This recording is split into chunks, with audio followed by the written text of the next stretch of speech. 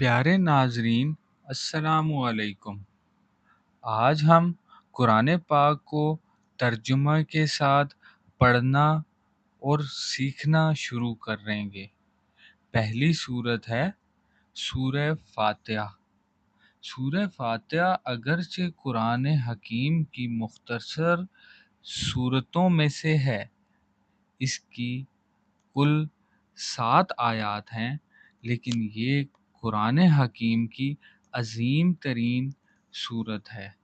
اس سورہ مبارکہ کو ام القرآن بھی کہا گیا ہے اور اساس القرآن بھی، یعنی یہ پورے قرآن کے لیے جڑ، بنیاد اور اساس کی حیثیت رکھتی ہے۔ اس کا نام القافیہ یعنی کفایت کرنے والی، جبکہ ایک نام الشافیہ یعنی شفا دینے والی ہے۔ بسم اللہ الرحمن الرحیم۔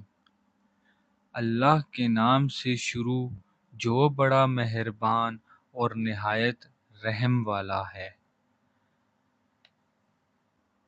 الحمد للہ رب العالمین۔ کل شکر اور کل ثنا اللہ کے لیے ہے جو تمام جہانوں کا پروردگار اور مالک ہے۔ الرحمن الرحیم، بہت رحم فرمانے والا، نہایت مہربان ہے۔ مالک یوم الدین، جزا اور سزا کے دن کا مالک اور مختار ہے۔